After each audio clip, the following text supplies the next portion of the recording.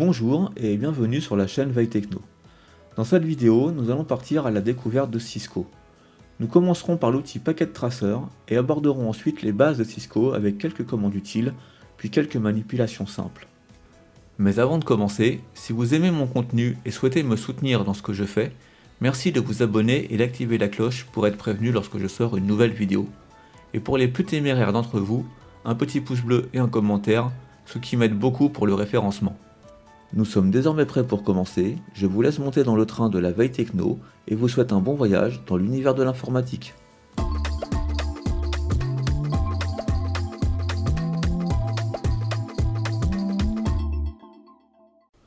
Avant de se lancer dans le vif du sujet, nous allons parcourir un peu l'outil Packet Tracer.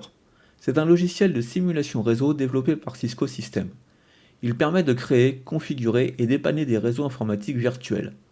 Avec Packet Tracer, nous pouvons modéliser des réseaux complexes, expérimenter différents équipements réseau et protocoles, et simuler le trafic réseau pour tester et valider des configurations avant leur déploiement dans un environnement réel.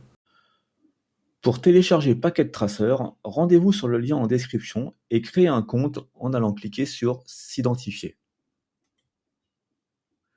Ici, vous pouvez utiliser votre compte Google ou créer un nouveau compte en cliquant sur le lien S'inscrire. Une fois inscrit, rendez-vous dans la partie Ressources et Télécharger Packet Tracer. Ici, vous descendez un petit peu plus bas et il vous suffit de cliquer sur la version que vous souhaitez télécharger. Une fois installé et dans l'outil Packet Tracer, vous allez peut-être constater que l'interface est un peu petite. Vous voyez en bas, nos icônes sont quand même assez petits, c'est pas très lisible. Vous pouvez changer ça en allant dans Options, Préférences. Vous allez dans l'onglet Fonte et là vous avez la taille de l'application. Donc là vous pouvez monter autant que vous voulez. Moi je vais me mettre à 15. Ça vous allez voir, ça nous permet d'avoir les icônes un peu plus gros, c'est un peu plus lisible. Voyons un petit peu tous les éléments que nous propose Packet Tracer. On va se diriger en bas à gauche et on va voir le menu ainsi que son sous-menu en dessous. Par exemple, pour les Network Devices, donc tous les éléments réseau, en dessous on a le sous-menu avec les routeurs, les switches, les hubs, etc. On revient dans le menu principal, on a les End Devices qui sont les éléments finaux en bout de chaîne, donc tout ce qui est ordinateur, serveur, téléphone, etc. On a pas mal de choses, on en a beaucoup qu'on n'utilisera jamais, nous on restera toujours dans les end device, PC, laptop, serveur.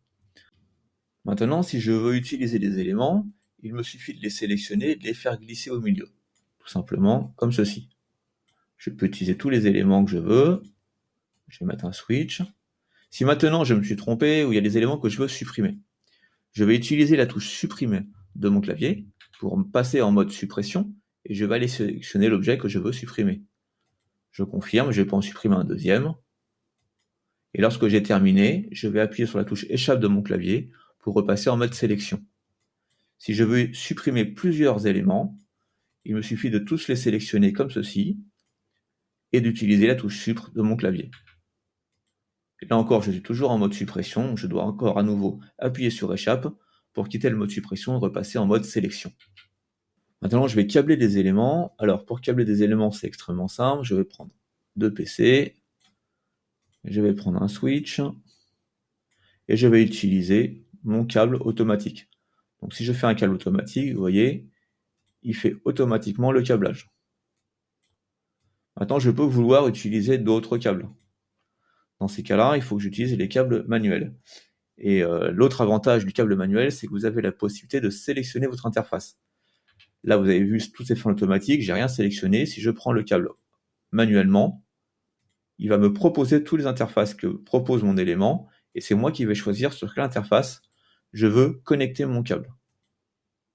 Donc là, c'est pas très visible encore, j'ai pour l'instant que 3 éléments, mais lorsque je vais en avoir beaucoup, ça va être un peu surchargé, avec le nom des interfaces, le nom des éléments.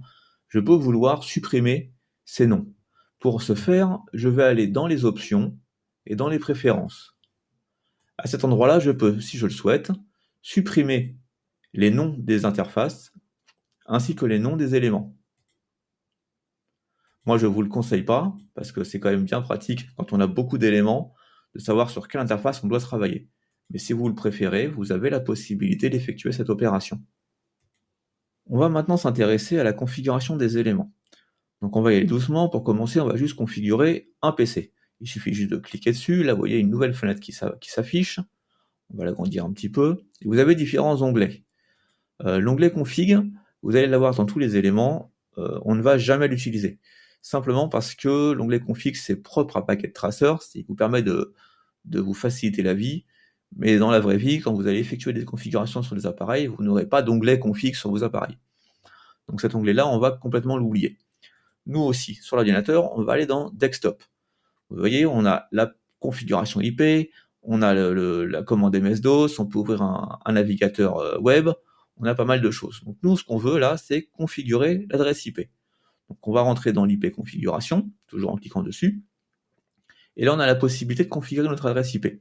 Donc soit de le mettre en DHCP, soit de lui mettre une adresse IP statique. Donc là, on n'a pas de serveur, donc on va mettre une adresse IP statique. Donc on y va.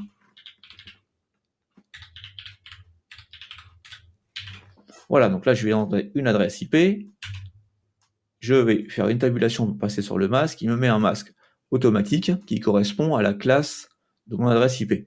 Mais je peux tout à fait changer le masque si je le souhaite. La gateway et le DNS, on ne va pas y toucher, on n'en a pas besoin pour l'instant, puisqu'on n'a pas de serveur DNS ni de routeur. Donc là, on a configuré notre adresse IP sur notre ordinateur. On va faire la même chose avec le deuxième PC. Donc desktop, IP configuration, et on y va. Voilà. J'ai donc deux configurations réseau, dans le même réseau bien sûr, ce qui nous permettra de faire communiquer nos deux ordinateurs. Maintenant, on va tester, voir si nos deux ordinateurs communiquent. Pour cela, je vais effectuer un ping. Pour effectuer un ping, j'ai deux options possibles. En Packet Tracer, j'ai un outil qui est en haut ici, la petite enveloppe fermée, qui me permet d'effectuer un ping. Donc, je peux la sélectionner, et je lui demande de pinguer du PC 11 au PC 12.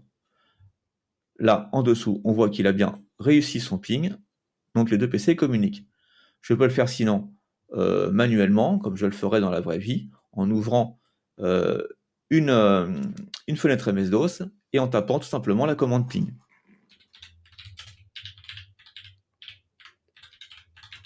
Avec bien évidemment l'adresse IP du deuxième PC.